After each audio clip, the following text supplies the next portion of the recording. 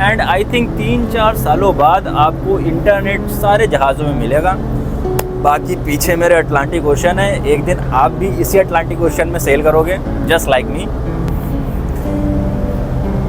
दोस्तों मेरा नाम है रफ़त शेर खान और मैं हूं अभी अटलांटिक ओशन में, और आज हम बात करेंगे इंटरनेट। एक जहाज़ पे जो इंटरनेट है वो आता कहाँ से है। इंटरनेट एक ऐसा फैक्टर है जिसे आजकल लोग सबसे ज़्यादा इम्पोर्टेंस देते हैं किसी जहाज़ को ज्वाइन करने में। लाइक अगर कोई किसी जहाज़ को ज्वाइन करने जा रहा है तो सबसे पहले वो पूछता है कि इंटरनेट कितना मिलता है।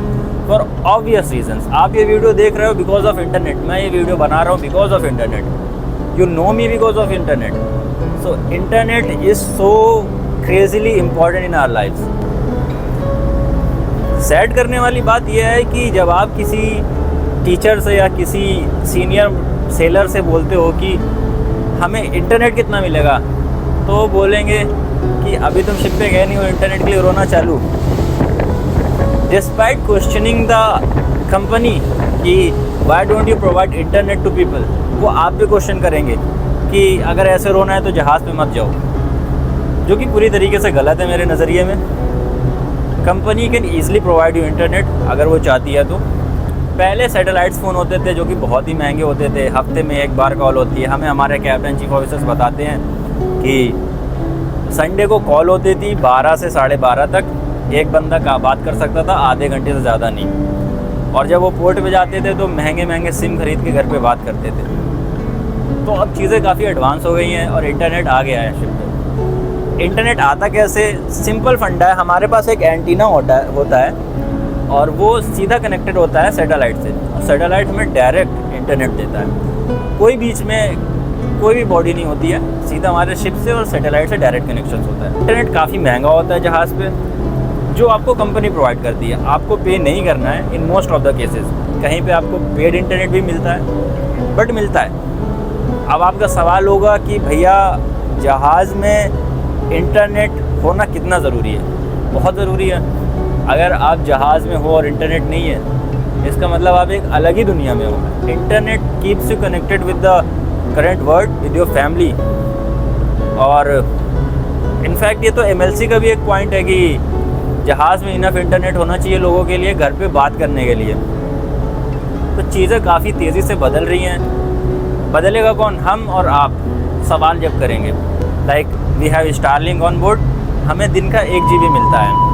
अब इंटरनेट मिलता कैसे है? इंटरनेट हमें मिलता है 2 तरीक़ों से।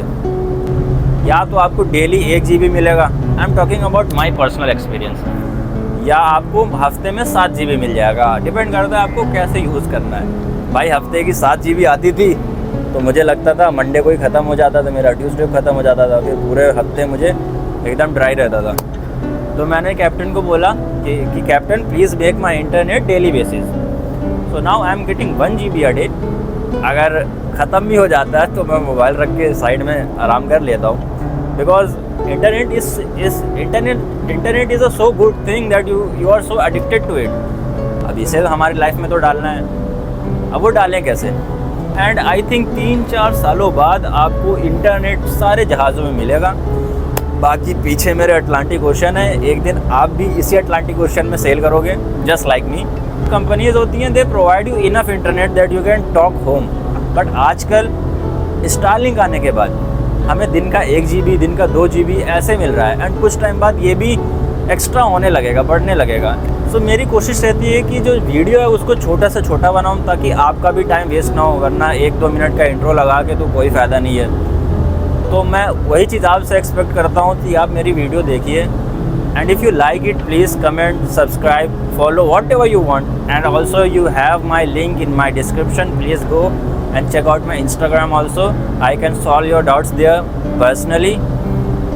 And that's it. I think that is it for today, guys. And yeah.